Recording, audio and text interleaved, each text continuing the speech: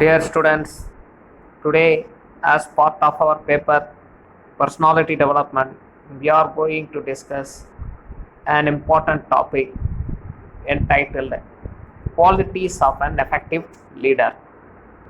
The keyword here is the term quality. What quality can a person hold? So, by the very appearance, we tend to judge persons, and often our elders tend to say that appearance is deceptive. So, if you are judging a person by his appearance, his or her appearance, then you may largely have a misleading judgment about that person. So, in my personal experience, uh, when I was in Delhi, I used to visit a particular refectory during weekends. So, many people wearing costly dresses and visiting that particular refectory, I used to think that they belong to IIT Delhi, and many people wearing shabby clothes and coming and eating food there. I judge them as people who are pursuing menial work in and around Delhi. But my judgment proved to be in contrast, in the sense that those who are shabbily dressed are from IIT Delhi, and those who are well dressed are performing some menial or low level clerical jobs in and around Delhi. So, appearances are largely deceptive. So, qualities of a person could not be determined or judged based on his appearance. So, what is expected from a leader? So, what makes a leader better person than others? In my opinion, it is the knowledge which is foremost, because one person who is leading us should have an effective knowledge about the law, rules, and regulations in and around him and the society at large.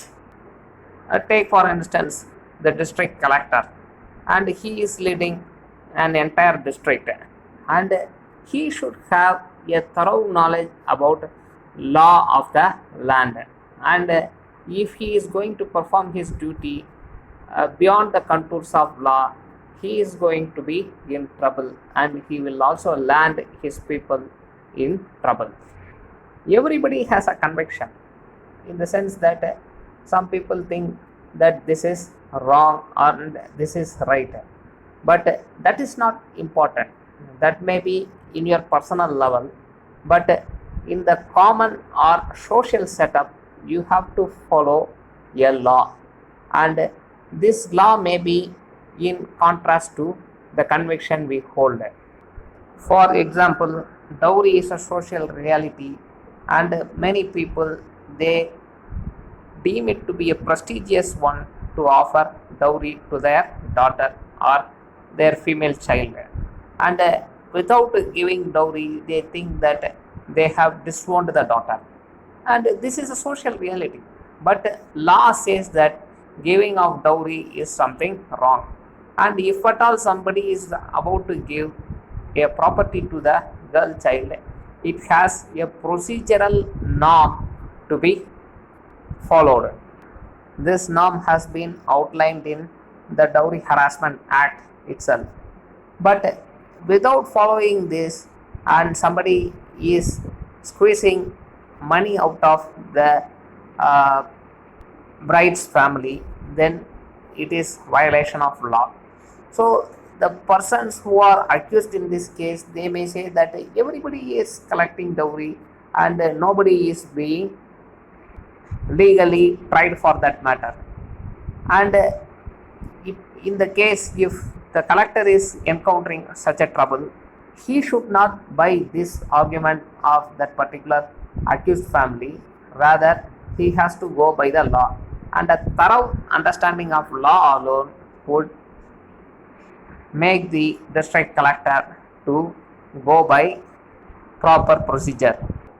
A thorough knowledge of law and other normative features regulations, rules, etc., will make the followers to understand the ability of the leader, and they may not be able to go beyond the words prescribed by the leader, and therefore knowledge is foremost in a leader, and therefore in a society that is particularly working in a diverse environment, knowledge crisscrosses all other types of differences and establishes a perfect leadership.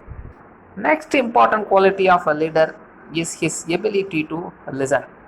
A leader should not be making a haste communication with his people, and he should not be interested in putting forth whatever he thinks in his mind.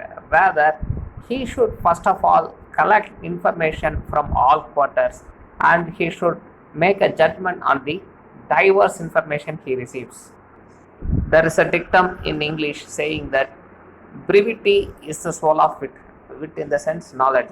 So, in an effective leader, whatever he wants to say, he speaks in brief words, and he effectively communicates what he wants to say to the people who are below him.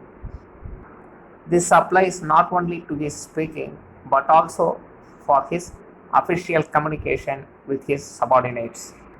Nextly, courage is very important, because these days we have lot of laws that has empowered common people, and a leader who is in responsibility has to take into cognizance these laws before taking a decision.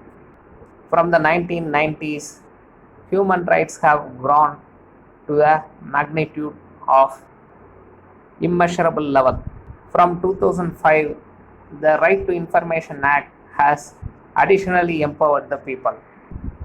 These two laws particularly have limited the powers of the executive, particularly in power, and therefore they have to be very careful.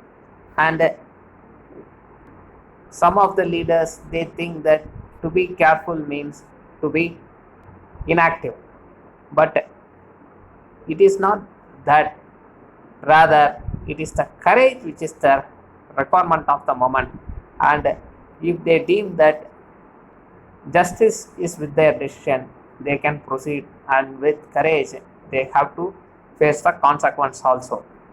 So, following a law, convincing people, and above all, courage in facing consequences are the important features or characters of a leader.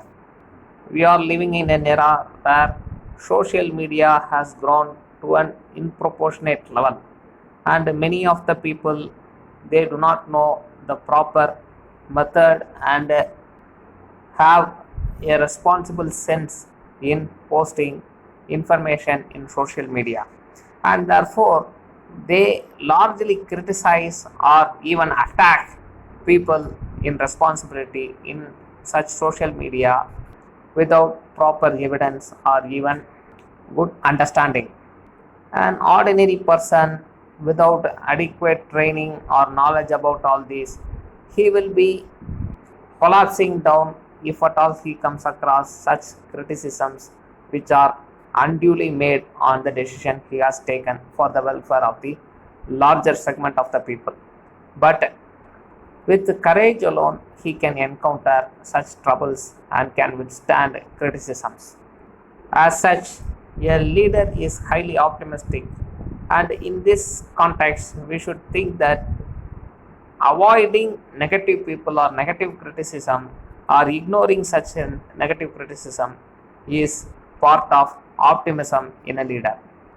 In a democracy like India, many people, they resort to attacking the person rather than his decision, and therefore the moral character of the leader is expected to be above all.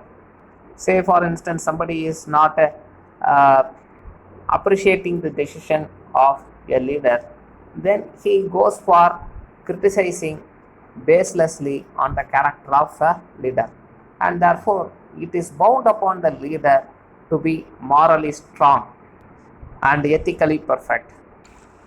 All this should be able to make the confidence level of the leader higher and higher, through which he should be able to attract a large number of people to fall in line with his type of approach in guiding the people and also leading the society. So, influencing of people is very much part of a good leadership. Innovation is very important, particularly in a challenging period as like we witness these days owing to this pandemic caused by COVID-19. We can take the example of the state of Kerala. Kerala underwent a severe challenge through Nipah virus. So there was no previous protocol for performing treatments or administering medicine for patients who are infected with Nipah virus. So they innovated new methods and they tried it in their state, and they evolved a protocol on the basis of which they are now facing this pandemic of COVID-19. So in India, other states are being asked to follow this model of this Kerala. In fact, the earliest cases of COVID-19 were reported in the Kerala state, but the spread was effectively contained owing to the innovation that they made with Nipah virus. And the experience gathered from there has highly enabled them to effectively fight this new pandemic. An effective leader should also have a sense of humility. Some of the leaders, they, when hold power, their behavior largely changes to be highly artificial, and they show themselves as very busily working for the welfare of the common good and so on and so forth. But an effective leader will be very humble, and he will always hold a smile to impress the fellow human beings. For example, Mr. Sandeep Nanduri, who was earlier the district collector of Tirunelveli, he, during the Independence or Republic Day celebrations conducted in the VOC ground, demonstrates his humility in the presence of the freedom fighters and other elders. Even with the members of the public, his approach is one of accommodativeness. Therefore, with such personal skills, he was able to bring forth a large number of people, particularly from the student community, and was able to bring about a great and grand project of cleaning the river Tamarabarani. And he successfully made it.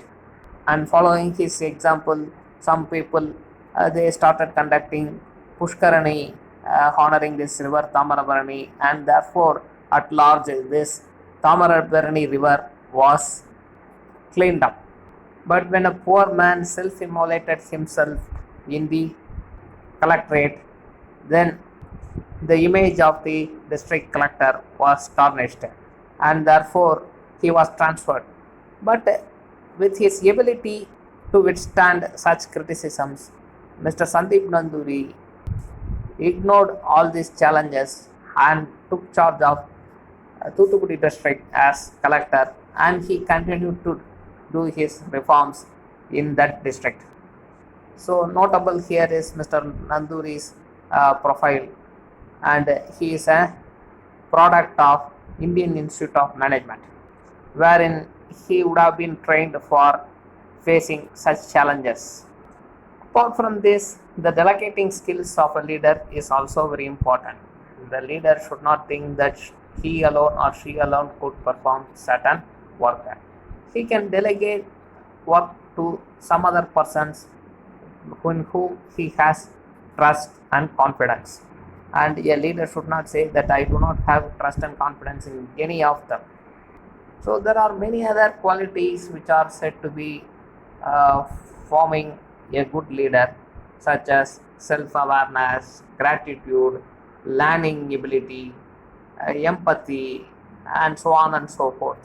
But in my view and in my experience, what I have outlined already are the chief characteristics or uh, qualities of an effective leader.